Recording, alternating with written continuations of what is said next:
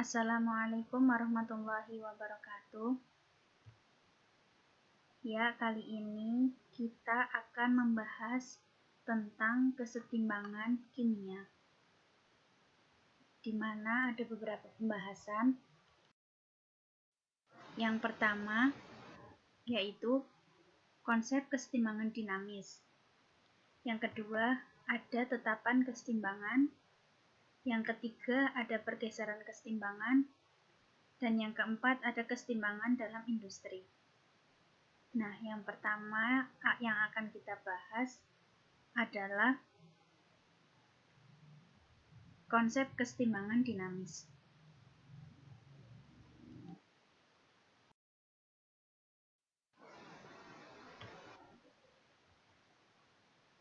Konsep kesetimbangan dinamis yaitu ada reaksi reversibel dan irreversibel, ada keadaan setimbang, ada waktu untuk mencapai kesetimbangan, dan yang terakhir ada kesetimbangan homogen dan heterogen.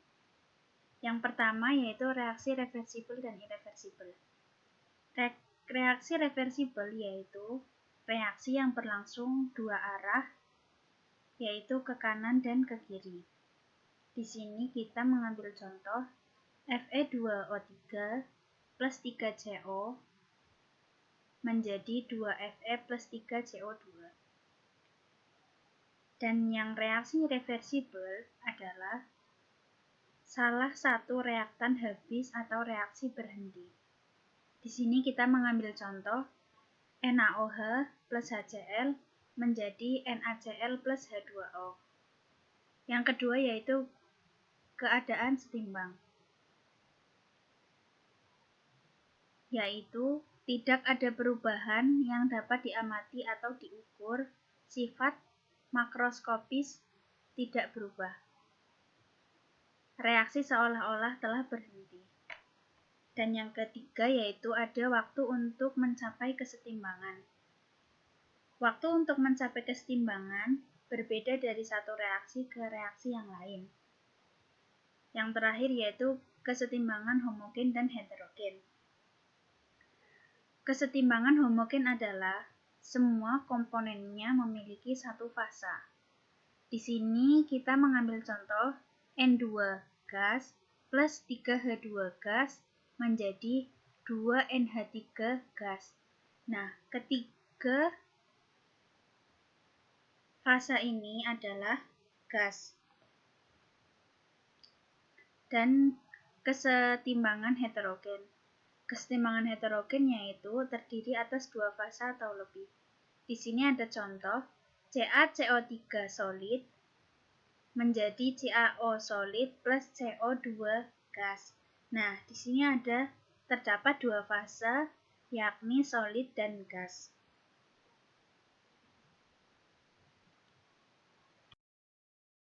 Yaitu ada tetapan kesetimbangan.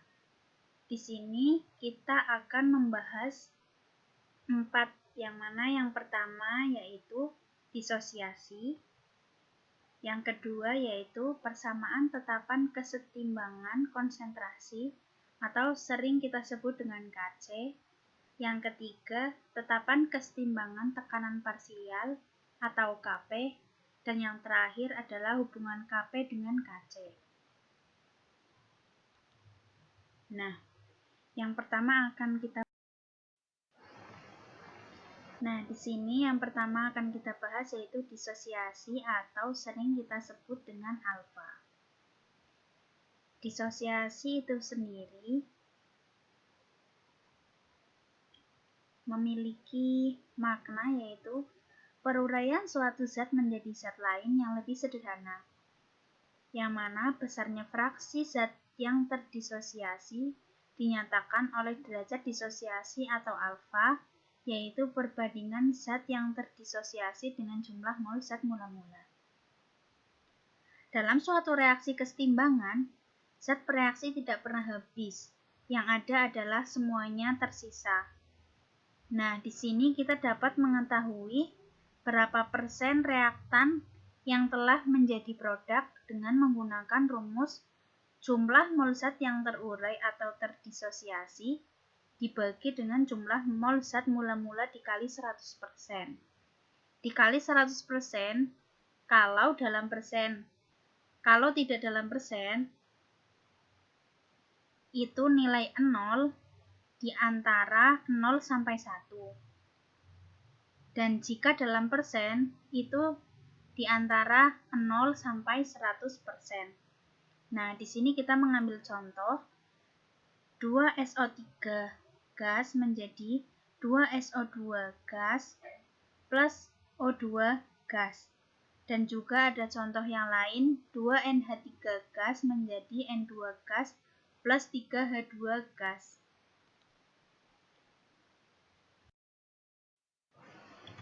Nah, selanjutnya yaitu persamaan tetapan kesetimbangan konsentrasi yang sering kita sebut dengan istilah KC. Ungkapan hukum kesetimbangan kita sebut persamaan tetapan kesetimbangan. Persamaan tetapan kesetimbangan sesuai dengan stoikiometri reaksi secara umum yaitu A kecil A plus B kecil B menjadi C kecil C plus D kecil D, yang mana dapat diketahui nilai KC-nya adalah KC sama dengan konsentrasi C pangkat C kecil dikali konsentrasi D pangkat D kecil dibagi dengan konsentrasi A pangkat A kecil dikali konsentrasi B dipangkatkan B kecil. Artinya, produk dipangkatkan koefisien masing-masing, yang mana di sini yang menjadi koefisien adalah A kecil, B kecil, C kecil, dan D kecil. Produk dipangkatkan koefisien dibagi dengan reaktan, dipangkatkan dengan koefisien. Semua dalam satuan molaritas pada saat setimbang. Bukan bereaksi tetapi pada saat sisa atau setimbang. KC hanya berlaku pada aqueous dan gas, tidak berlaku untuk solid dan liquid. Nah, di sini ada beberapa yang mempengaruhi KC, yaitu oleh suhu. KC dipengaruhi oleh suhu, tidak bergantung pada molaritas awal. Nah, dapat diketahui jadi kalau KC dipengaruhi oleh suhu, yang berada nilainya juga beda. Jadi, kalau KC dipengaruhi oleh suhu yang berbeda, jadi nilai KC-nya juga ikut berbeda. Nah, di sini KC juga dapat dijumlah antara dua reaksi. Berbeda dengan termokimia kalau dalam hukum Hess ya. Kalau dalam hukum Hess itu terdapat dua reaksi yang mana delta H-nya itu dijumlah, tetapi kalau di sini itu dikali.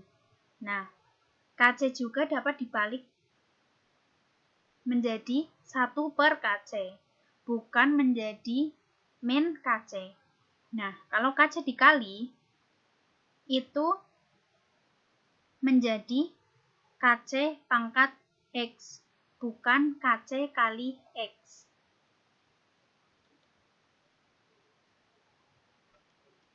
Nah, yang selanjutnya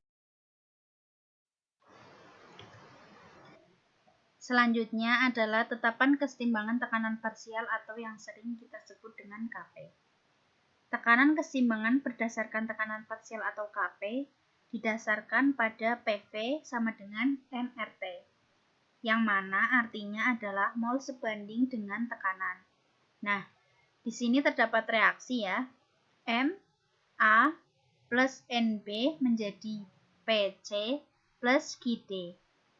Nah, di sini itu dapat diketahui nilai KP-nya, yaitu KP sama dengan konsentrasi P dipangkatkan P dikali konsentrasi PD dipangkatkan dengan Q dibagi konsentrasi PA pangkatkan dengan M dan dikali konsentrasi PB dipangkatkan dengan N.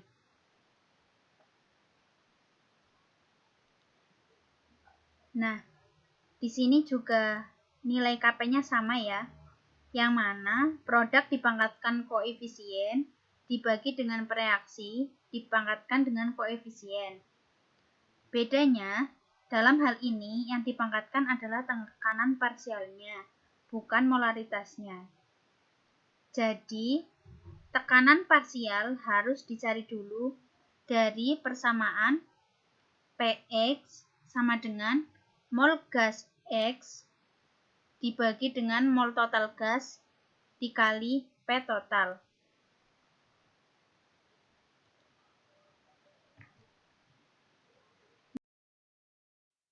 Yaitu ada hubungan Kp dengan Kc. Ada hubungan antara Kc dengan Kp di mana Kp dapat dihitung dari Kc dikali R dikali T dipangkatkan dengan delta N, yang mana delta N adalah selisih jumlah pangkat pembilang dengan jumlah pangkat penyebut, atau koefisien ruas kanan dijumlah dikurangi dengan koefisien ruas kiri, tapi harus yang wujud gas saja, bukan liquid, aqueous, ataupun solid.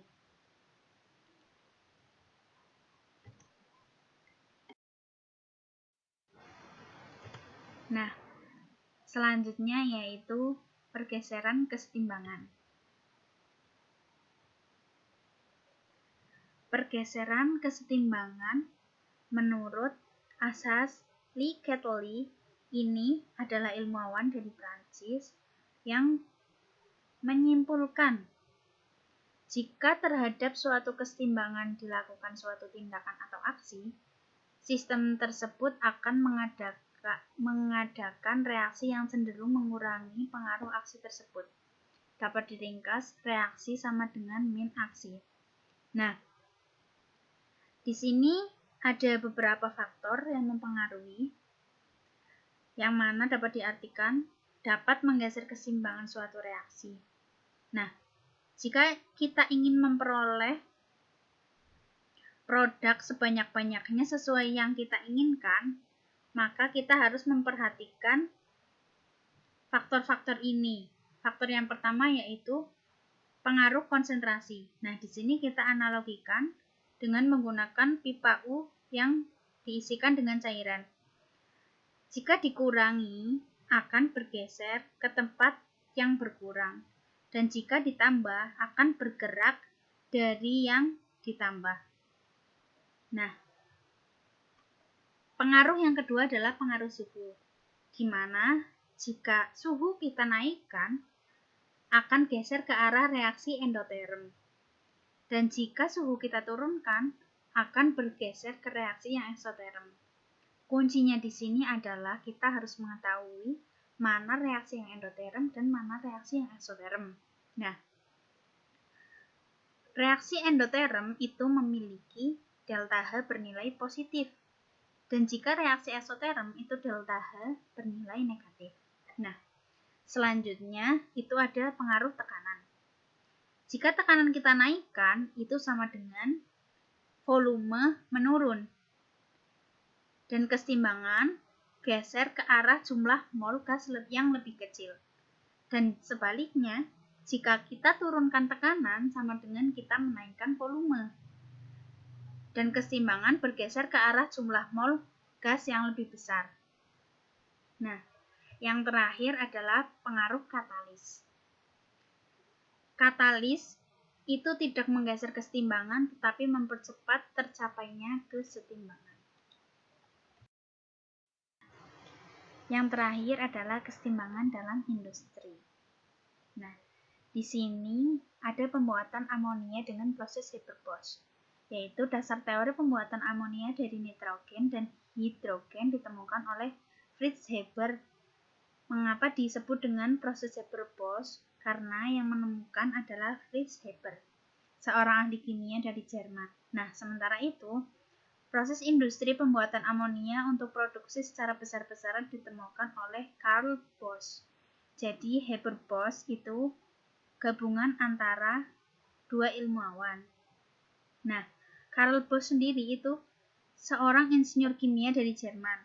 Nah, persamaan termokimia reaksi sintesis amonia adalah N2 gas plus 3H2 gas menjadi 2NH3 gas yang memiliki delta H sama dengan min 92,4 kJ.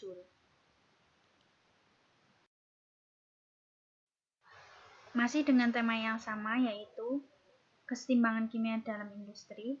Yang kedua adalah pembuatan asam sulfat dengan proses kontak. Contoh industri lain yang berdasarkan reaksi kesetimbangan adalah pembuatan asam sulfat yang dikenal dengan proses kontak. Reaksi yang terjadi dapat diringkas dengan yang pertama itu belerang dibakar dengan udara membentuk belerang dioksida. Nah, reaksinya ada S plus O2 menjadi SO2.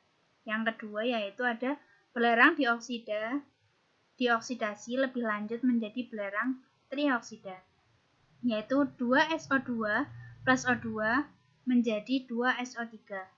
Nah, langkah yang ketiga itu belerang trioksida dilarutkan dalam asam sulfat pekat membentuk asam pirosulfat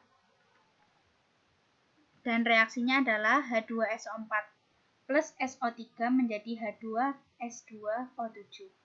Dan reaksi yang terakhir adalah asam norosulfat direaksikan dengan air membentuk asam sulfat pekat, yaitu H2S2O7 plus H2O menjadi H2SO4.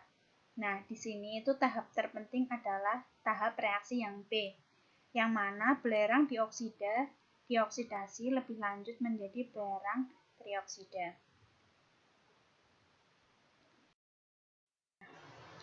Sekian dari kami, kurang lebihnya mohon maaf. Semoga video ini bermanfaat. Wassalamualaikum warahmatullahi wabarakatuh.